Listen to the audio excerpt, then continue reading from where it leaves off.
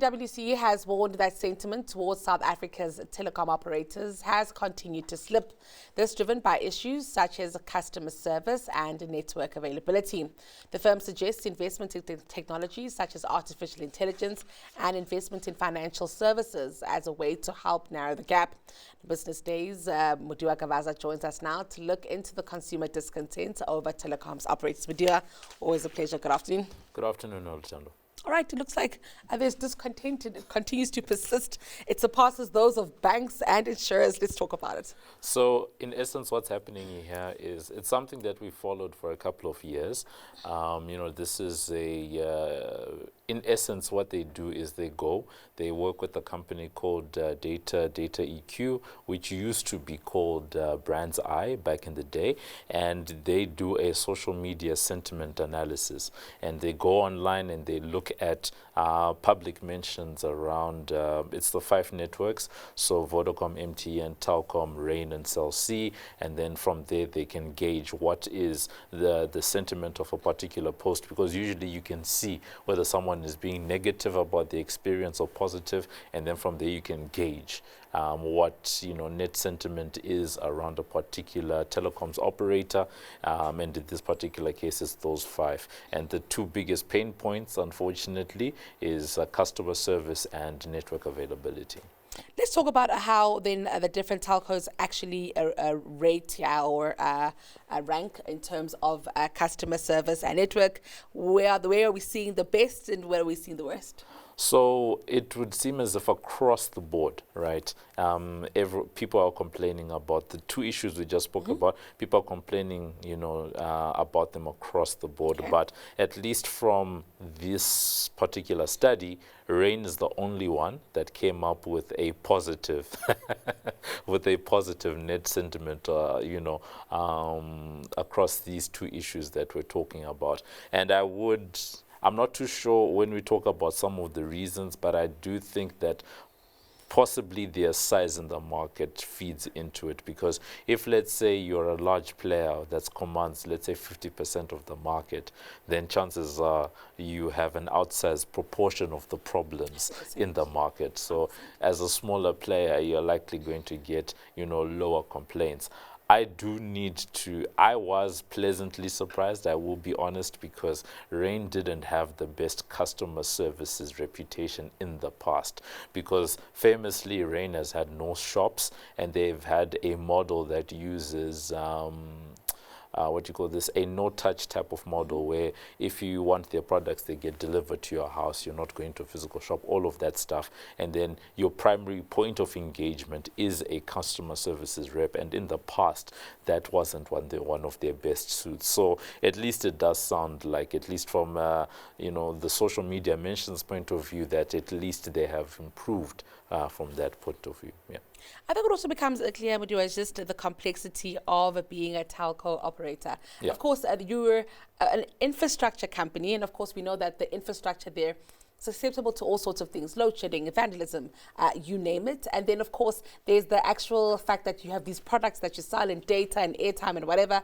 And then there's the call center. So all of this, Mudiwa, actually does show that the operations are complex. Yes. So we don't make excuses for bad service, but of course, they're complex. Yeah, they are complex. And when you think about it, right, the things that end up driving down sentiment are things that are at least precipitated by an external factor. So if I am to use an example, simple one, load shedding, right? You have load shedding. Let's talk pre all the backup power investments and all of that stuff, right? You now start having stage 4, stage 6 on a recurring basis. What happens in that particular situation? Over time, you're going to have towers being knocked out in certain areas for a certain amount of time, because the existing batteries weren't meant to be on for that long. So the networks go down, right, in a particular area. Now you just don't have any service. So firstly, you're complaining about network availability.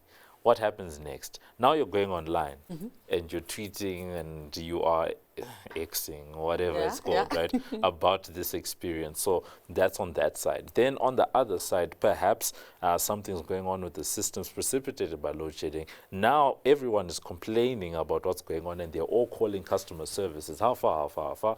Now your customer service channels are backlogged, right? Because that's still, despite all the advancements in AI and all of that, that is still a people-centered, type of experience. Yeah, for a lot of companies, whether you're talking telecoms operators, banks, and others, you still want to talk to a human being to be like, hey, how far, what's going on? So it then becomes this virtuous, this virtuous cycle. So yeah. it is very complex, like you said. I will tell you though, Mudiwa, as a customer and as somebody who's a fussy customer, often I call the same call centers. You only have specific amount of banks or telcos that you operate, and they always have a high volume of calls. So in my mind, I'm like, my friend, What's going on? why there always a high volume of calls? Yeah. So in my mind, also, then I'm wondering if are we trying to solve for this the long term? It can't always be high volume of calls, Mudiwa. So is AI the magic pill?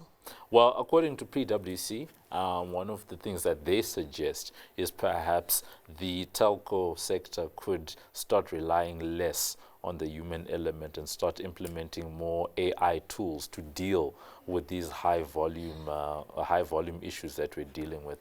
I think what's key is understanding the fact that most of the time, when a person talks to a human being or wants to talk to a human being, it's because whatever they've been able to try and do through a chatbot or whatever just hasn't hit the spot. Hit the spot. Yeah, it hasn't if we're going to call that. Yeah. So if there's a way that we can increase the complexity that some of the chatbots can address, right, I think that will reduce the pressure on this side. And also at the beginning, whatever the funnels are to decide whether someone is talking to a chatbot or talk to an actual human being, understanding how deep or shallow a particular issue is. Because in certain cases, someone just wants something simple. Walk me around how to navigate this very complex banking app, for example, right?